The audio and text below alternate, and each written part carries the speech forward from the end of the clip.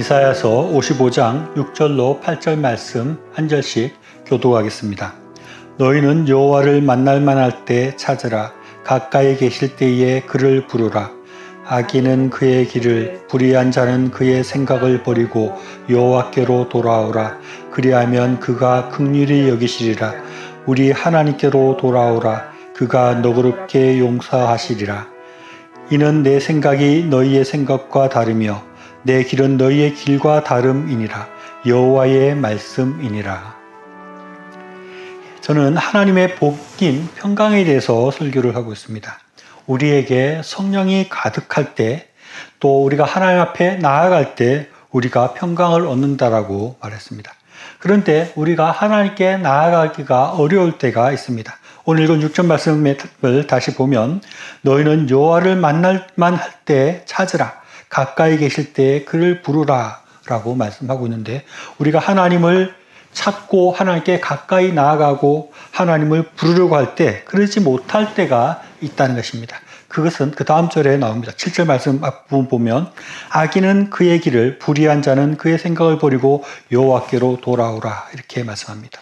악한 자, 불의한 자들이 있는데 이들에게 하나님께서 나아오라라고 말을 하는데, 불의하고 악한 사람은 또 그들이 지은 죄 때문에 하나님께 나아가지 못하고 멀어지는 그런 경향이 있습니다. 제가 어릴 때 집에서 개를 키웠는데 이놈이 가끔 정해둔 화장실에서 볼일을 보는 것이 아니라 다른 곳에 배변을 하는 경우가 있습니다.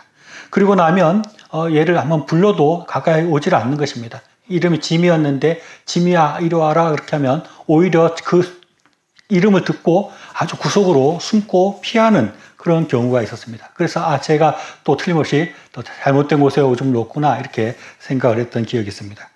이 지민은 자신이 잘못했고 야단맞을 것이라는 것을 알았기 때문에 사람이 불러도 이제 나를 야단치려고 부르는 보다 생각을 하고 벌벌 떨고 구석으로 피하는 것입니다.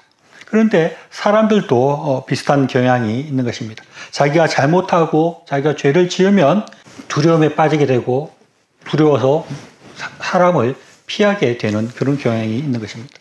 저도 저의 인생 가운데 아주 두렵고 벌벌 떨었던 시간들에 대한 기억이 있습니다. 제가 학교 다닐 때 선생님이 숙제를 내면 숙제를 해가면 좋은데 숙제를 안 해갈 때가 있습니다. 그러면 선생님이 숙제 안 해온 사람들에게 벌을 내리는 것입니다. 어떤 때는 손바닥을 때리기도 하고 어떤 때는 불러내어서 엉덩이를 몽둥이로 때리기도 했습니다.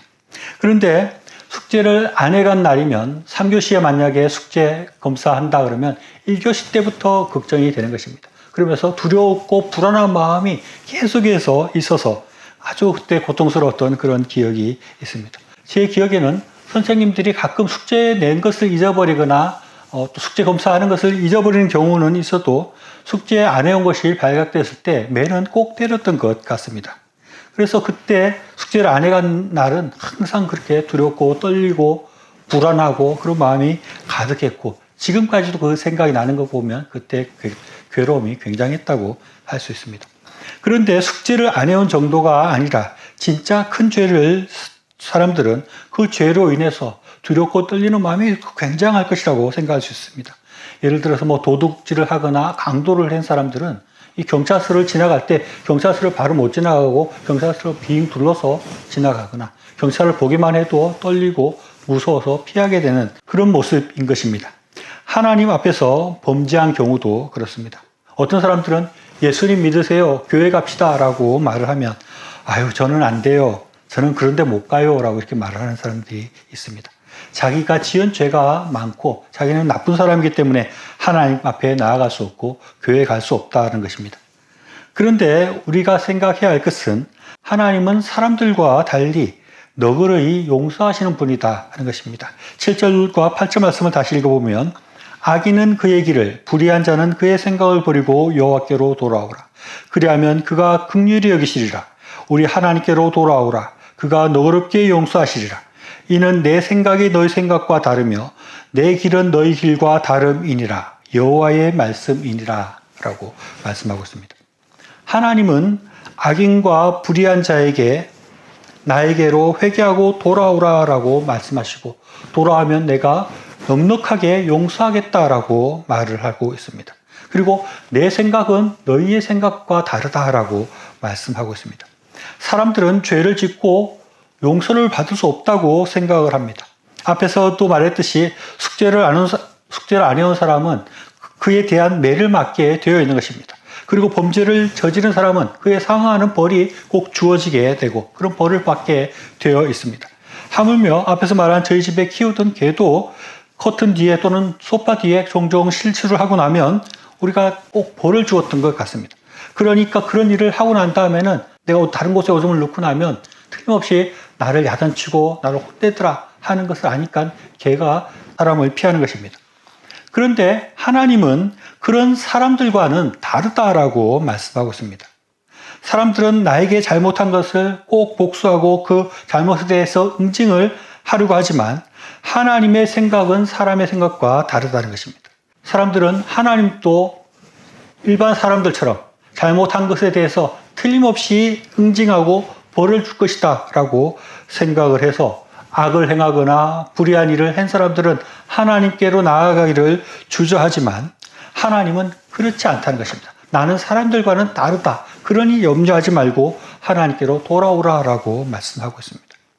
그렇습니다. 하나님은 사람의 생각과 다르게 생각하시는 분이고 하나님께서는 용서에 대해서 사람과는 다른 그런 모습을 보여주십니다. 요한복음 8장 말씀을 보면 사람들이 예수님께 현장에서 가늠하다가 걸린 여자를 데리고 옵니다. 당시의 법에 따르면 그런 죄를 지은 사람은 돌로 치게 되어 있습니다. 돌을 몇 번 던지는 정도가 아니라 돌로 쳐서 죽이는 아주 큰 죄였습니다. 그런데 예수님께서는 너희 중에 죄 없는 자가 먼저 돌로 치라라고 말씀하시면서 그 여인을 위기에서부터 구해주시고 그 여인에 대해서 아무런 정죄하는 말씀을 하지 않으시고 단지 다시 죄를 범하지 말라고만 말씀하시는 것입니다. 또 누가복음 5장에서 탕자의 비유를 말씀하시면서 하나님의 용서에 대해서 주님께서는 말씀하십니다. 우리가 잘 아는 대로 탕자는 아버지의 재산을 가져다가 다 탕진해 버렸습니다. 그래서 두려워하는 마음 때문에 아버지 집에 돌아가지 못하고 있었습니다. 그러다가 너무 굶주려 죽게 생겼으니까 아버지 집에 가면 종살이라도 할 수 있겠다 생각하고 두려운 마음을 가지고 아버지께로 돌아갔습니다. 그랬더니 아버지가 그의 잘못과 죄에 대해서는 전혀 언급하지 않으시고 오히려 잔치를 열어주고 그를 반기고 그를 기뻐하면서 맞이했습니다. 또 요한복음 21장 말씀 보면 예수님께서 베드로를 찾아가서 말씀을 하십니다.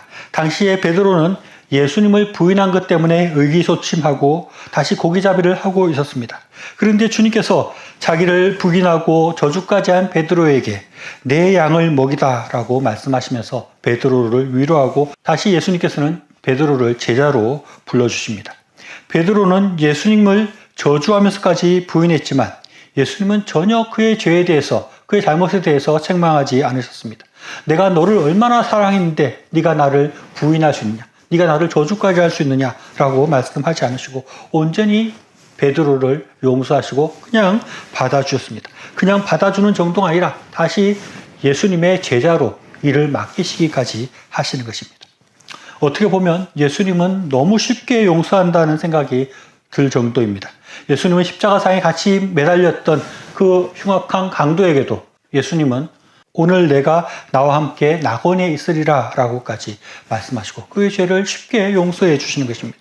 이렇게 예수님은 우리의 죄를 돌아보지도 않으시고 회개할 때 즉시 용서하시는 분이십니다. 하나님은 하나님께서 독생자를 주시기까지 우리의 죄를 용서하셨다는 것을 생각할 때 하나님의 용서의 넓이와 깊이가 얼마나 큰지를 우리가 생각할 수 있는 것입니다. 우리는 하나님께 죄를 지었다 하더라도 하나님께 돌아가고 하나님께 회개하기를 주저하지 않아야 됩니다. 하나님께서는 우리를 기꺼이 용서하는 분이시기 때문에 그렇습니다. 죄를 범하고 두려워하고 주저하는 사람에게 하나님께서는 이렇게 말씀하십니다. 여호와께로 돌아오라.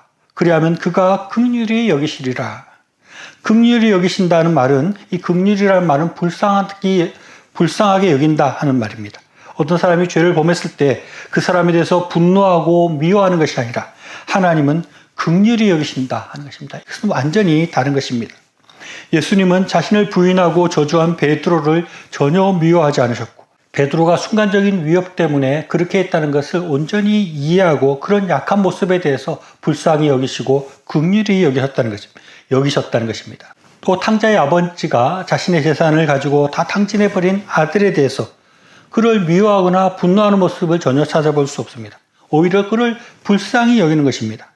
주님은 간음에서 잡혀온 여인에 대해서 그의 죄에 대해서 분노하고 그의 죄를 책망하기보다는 그 여인의 상황을, 그 여인을 불쌍히 여기는 마음으로 그 여인을 대했다는 것입니다.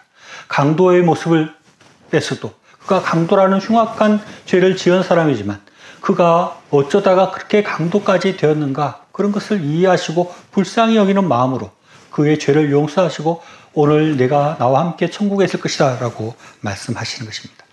이렇게 하나님께서는 우리의 죄에 대해서 분노하거나 미워하는 것이 아니라 긍휼히 여기시는 분이십니다. 물론 하나님께서는 죄에 대해서 엄격하시고 죄를 싫어하시고 죄에 대해서 우리를 강하게 금지시키시지만 하나님은 그것보다 먼저 사람을 긍휼히 여기시는 분이시다 하는 것을 우리가 생각해야 합니다. 또 하나님께서는 이렇게 말씀하십니다. 우리 하나님께로 돌아오라. 그가 너그럽게 용서하시리라. 이 하나님께서 너그럽게 용서하신다라고 하는데 이 너그럽게라는 말의 어원을 살펴보면 풍성하게 또는 넉넉하게 충분히 더 많이라는 그런 뜻이 있습니다.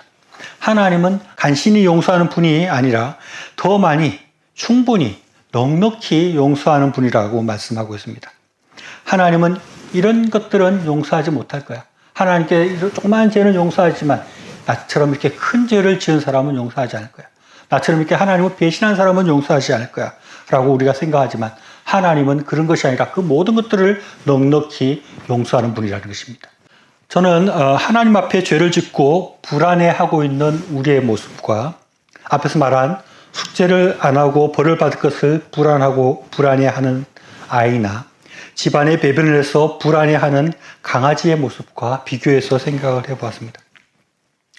저희 집에도 강아지가 아무데나 배변을 할 때마다 교육 차원에서 또는 밉기도 하죠. 이게 오줌 싸면 이렇게 치우기도 어렵고 냄새도 나고 하는데 미운 마음을 가지고 야단을 계속 쳤습니다. 그리고 어떤 때는 신문지를 말아서 바닥을 치거나 아니면 코를 때리거나 이렇게 하면서 교육한다고 이렇게 늘 응징을 했던 그런 기억이 납니다. 또 숙제를 안 해간 아이들에 대해서도 선생님은 교육 차원에서 언제는 숙제 검사를 하고 안 하고 하면 숙제를 계속 안 할 가능성도 있겠죠. 그러니까 선생님은 숙제를 안 해온 아이들에게 틀림없이 회초리를 드는 것입니다. 또 그 마음 가운데는 미워하는 마음도 있을 것입니다. 내가 숙제를 내줬는데 쟤네들은 잘해온 애들도 있는데 이놈들은 왜 맨날 숙제를 안 해오는 거야. 그렇게 미운 마음을 가지고 매를 때렸을 것입니다. 그런데 하나님은 일단은 그런 마음은 없다는 것입니다. 그렇게 미워하는 마음으로 우리를 징계하시거나 우리를 때리시거나 하나님께서는 그러지 않는다는 것입니다. 하나님은 그러기보다는 불쌍히 여기는 마음이 있습니다. 하나님은 우리를 더 잘 이해하시는 것입니다. 숙제를 안 해온 아이를 보고 하나님께서는 저놈이 원래 그렇게 놀기 좋아하는 특성을 가지고 있으니까 그렇구나. 아니면 이렇게 바쁘다 보니 정신을 못 차리고 안 했구나 하는 그런 이해하는 마음과 긍휼히 여기는 마음이 하나님께서는 가득한 분이셔야 그래서 사람이 쉽게 응징을 하고 벌을 주는 것과는 다르다는 것입니다. 하나님께서는 개에 대해서도 저놈이 그렇게 그 욕구를 아무데나 배설하고 싶은 욕구를 참지 못하는구나 그렇게 이해를 하신다는 것입니다. 하나님께서는 그렇게 이해하시고 긍휼히 여기는 마음이 있기 때문에 사람들처럼 꼭 죄의 벌을 줘야 되거나 미운 마음으로 벌을 주거나 하지 않는다라고 할 수 있습니다. 또 사람들은 꼭 죄에 대해서 응징을 하지만 하나님께서는 넉넉히 용서하시기도 하는 것입니다. 우리가 잘못을 저질렀어도 하나님께서는 꼭 그에 대해 상응하는 벌을 주시는 분이 아니라 넉넉하게 용서하시고 너그러이 그것들을 용서하시고 벌을 주지 않을 수 있는 분이 하나님이시다 하는 것입니다. 그래서 우리가 죄를 범하고 내가 꼭 벌을 받을 것이다 라고 생각할 필요가 없다는 것입니다. 하나님께서는 넉넉하게 용서하실 수 있는 분이라는 것을 우리가 생각하고 우리가 죄를 범하고 잘못 행하고 했을 때 불안해하고 두려워서 하나님께 나아가기를 주저하는 것이 아니라 그냥 하나님께 나아가서 용서를 빌면 하나님께서는 나를 긍휼히 여겨주시고 나의 모든 문제를 이해하시고 하나님께서는 벌을 거두어 들으시고 벌을 주지 않고 사랑해 주신다는 것을 우리가 생각해야 하겠습니다. 그래서 우리는 죄를 범할 때마다 하나님께 나아가기를 주저하지 말아야 할 것입니다. 그렇다고 해서 하나님께서는 무조건 용서를 빌면 다 용서해 주니까 만만하게 생각하고 죄를 마음대로 짓고 또 용서를 빌고 이렇게 하면 되겠다라고 생각해서는 안 됩니다. 왜냐하면 하나님께서는 지혜로운 분이시기 때문에 우리의 모든 생각과 마음을 감찰하시는 분이시기 때문에 그런 마음들까지도 하나님은 다 아십니다. 우리가 그렇기 때문에 죄에 대해서 가능한 한 죄를 안 지으려고 노력을 하고 죄를 안 지으려고 하나님께서 싫어하시는 그 죄를 범하지 않으려고 노력을 하지만 어쩌다가 실수하고 죄를 범하고 하나님 뜻에 맞지 않는 일을 한다 할지라도 하나님께서는 이해하시고 하나님께서 긍휼히 여기신다는 것을 생각하고 하나님께 나아와서 회개하고 주님께 돌아가는 그런 모습이 우리에게 있어야겠습니다. 그리고 중요한 것은 하나님께서 우리에게 이렇게 긍휼히 여겨주시고 우리의 죄에 대해서 너그러이 용서하시듯이 우리도 우리에게 잘못을 저지르고 우리에게 죄 지은 사람들에게 하나님과 같이 그들을 불쌍히 여기고 그들을 이해하고 그들을 긍휼히 여기는 마음이 우리에게 있어야 됩니다. 하나님께서 우리에게 하시듯이 제가 저런 특성이 있고 저렇게 약해져서 어쩔 수 없이 저런 죄를 지었구나. 저런 죄를 지을 수밖에 없었구나 하고 이해하고 받아들이고 긍휼히 여기듯이 우리에게 잘못을 행한 사람들에게 우리도 그렇게 그를 이해하고 받아들이고 불쌍히 여기는 그런 마음이 우리에게 있어야 하는 것입니다. 또 너그러이 하나님께서 우리를 용서해 주셨던 것처럼 우리도 다른 사람을 너그럽게 용서할 수 있는 그런 마음이 있어야 합니다. 우리가 그렇게 하나님 앞에 용서를 받고 우리도 용서할 때 우리의 마음에 평강이 찾아옵니다. 우리가 하나님 앞에 용서받으러 나아가지 못하고 우리가 다른 사람을 용서하지 않을 때는 우리 마음에 아주 마음이 좋지 못하고 불안하고 모든 평강과 평안이 사라지는 그런 좋지 못한 상태가 되는 것입니다. 용서하지 못한 쓴뿌리라는 것이 있다고 합니다. 우리가 용서하지 못하고 있을 때 우리 마음속에 그것이 쓴뿌리가 되어서 우리의 모든 것들을 해치는 그런 일이 있다고 합니다. 우리가 용서할 때 우리의 몸이 더 건강해지고 우리의 마음이 평안해진다는 것도 우리가 생각해야 하겠습니다. 우리가 잘못을 지을 때마다 하나님께 나아가기를 주저하는 것이 아니라 우리가 죄를 지을 때마다 하나님을 두려워서 떠는 것이 아니라 즉시 우리의 모든 죄를 놓고 하나님 앞에 회개하고 나아갈 때 하나님께서 우리를 넉넉하게 용서하시는 분이라는 것을 우리가 기억하고 또 우리도 우리에게 죄 지은 자들을 하나님께서 용서하실 것처럼 불쌍히 여기고 넉넉하게 용서해서 우리의 마음 가운데 하나님 주시는 평강이 늘 가득하고 하나님 복이 넘치는 우리의 삶이 될 수 있기를 바랍니다.